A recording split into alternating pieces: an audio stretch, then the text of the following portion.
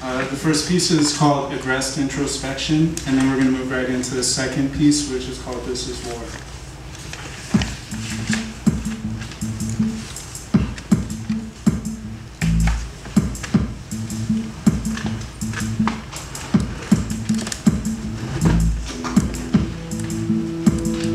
Lead me to my dilemma.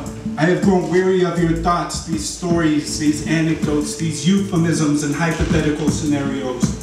Allow me to briefly detach myself from this environment. I want to own this space, so give me a movement to move with solitude. These burdens are mine. They tell me I belong to the collective, my brothers, my sisters, my Marine Corps. They tell me I cannot be separated from this bond that we share, but in this space, even if only for a brief moment of time, this space belongs to me. If you want me to be a part of it, then allow me to briefly stand apart. This war belongs to all of us, but this gear on my back and shoulders causes me pain that only my muscles know. My brothers and sisters suffer similar pain, but empathy has its boundaries. The psychological and physiological tolls that I must endure belong to me. Long when this war has ended and my pack is stored in a garage with other memories, I will sit in a room with only my thoughts and my pain. You will not be there to catch the tears falling from my cheeks. Somewhere, closer, distant, tears will fall from your cheeks and I will be gone. When I return home, I will walk blocks unknown and known alike. On my own. When I sit on my porch contemplating my place without war, you will be a mile away. When I hold my lover's hand as she searches for an explanation of why I can no longer be the person that left her, you will be somewhere closer, far, battling your own numbness. For you see, bullets have a powerful way of pulling us together, but the greater power lies in the bullet's ability to pull us apart. I walk in this space, consumed. I hope you understand.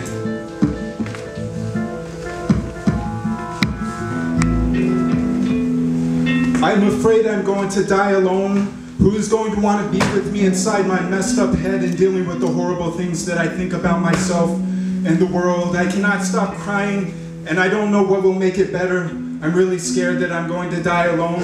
I don't want money, I don't want fame, I don't want a nice house or a car. I just do not want to die alone. I can't even type right now, I'm crying so hard, and I thought, oh well, just let it flow. I'm not sure that was such a good idea.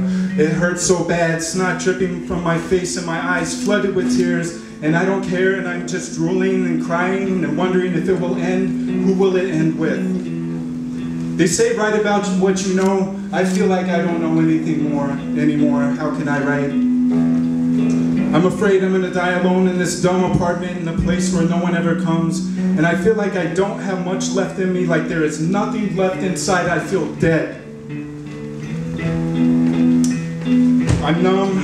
Who would want me like this? Who would need me like this? Who would like me like this?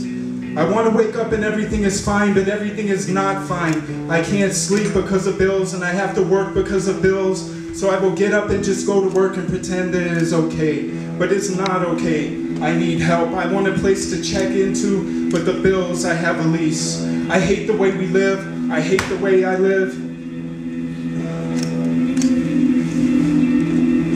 I can't figure anything out. Why is everything so foreign to me? I know what is going on, but I have no clue, and that is a horrible feeling to have deep inside of you. It only comes out when someone provokes you, or you've had one too many, or you see that same look of pain and frustration in a friend's eyes, and you know you can't do a goddamn thing because you can't even help yourself. And when the hugs end, what is left? What is left? What the fuck is left?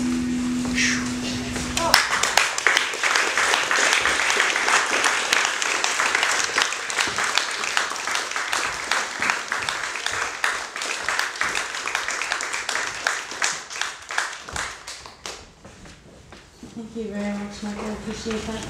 Wow. You are an intense individual. You're welcome. Yes, thank you. It's like, like I've been, So yeah, as Lavella said, I've been on my own little journey. I started with Warrior Writers and Combat Paper just about the same week in Martha's Vineyard back in 2008. I went to rehab after that, and before I went to rehab, I wrote this poem.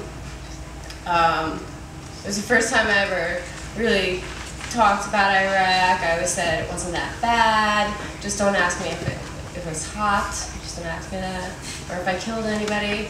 I was a combat medic. I did medical support for convoys. I was in the Army.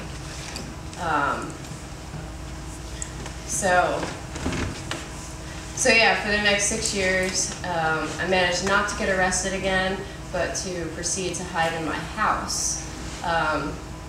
In a bad relationship, drinking, drugs, but Lavella would not stop calling me. And Drew Cameron kept asking me if I wanted to make a combat paper book. And so in little stints throughout those 6 years, I would go and come into this world and feel better. But then I would just fall back into the hole. And about a year ago, I moved up to Ithaca, New York, where Nate has his community garden, and our very semi-large group, 15 large. I do the writing workshop, I facilitate the writing group, and we have a community garden, and we also just opened our own combat paper studio. So we're hoping to hold retreats and workshops and all that good stuff. So I still struggle, however, as Michael articulately put it. It's still all in there, rolling around. So I'm going to read my poem.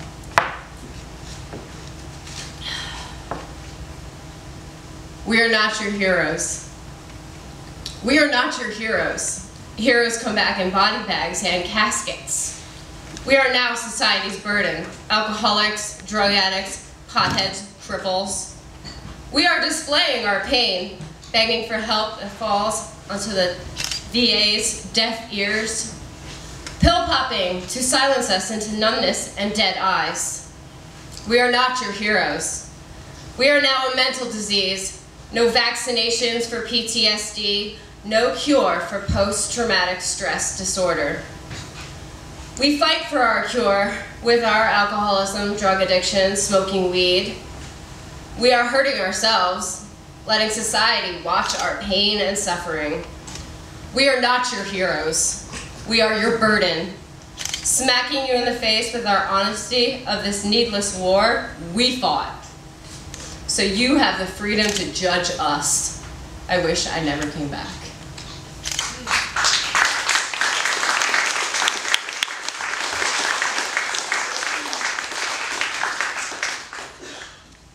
So I actually don't write a lot about Iraq. I haven't got to that part. I have that journal somewhere in a box.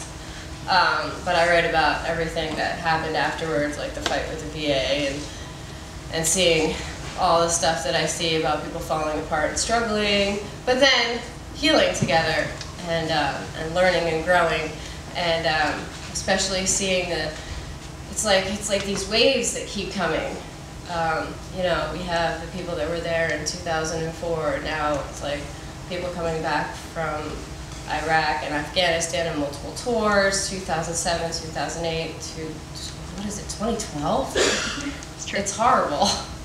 And hopefully we're here to show them the way, the easier way than like it's already there for them and they don't have to figure it out, kind of like we did.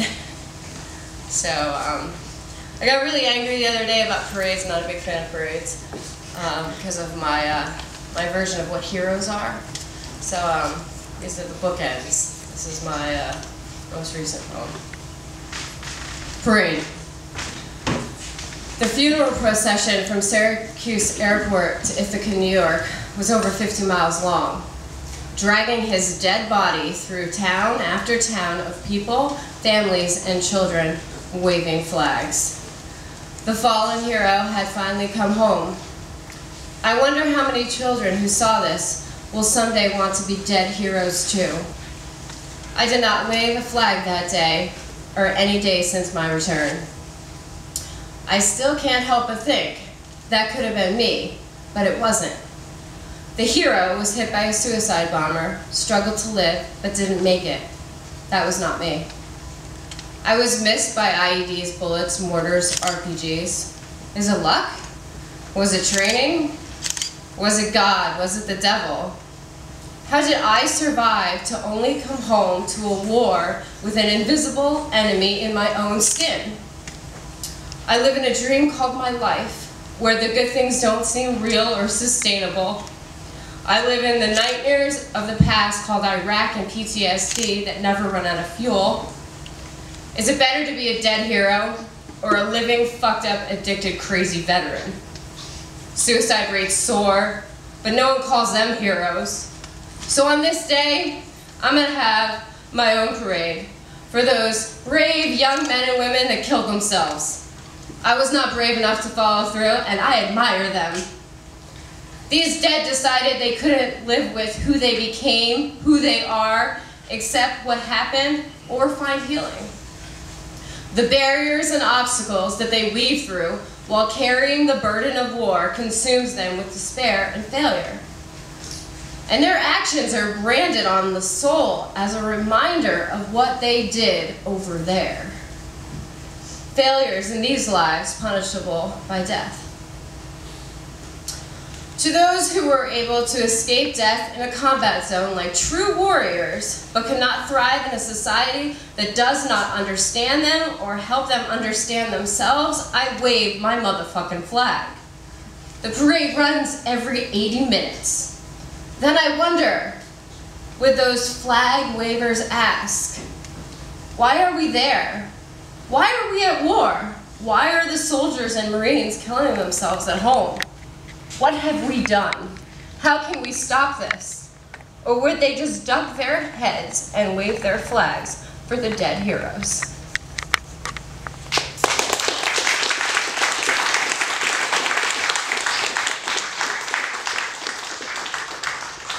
Thank you so much, Jenny.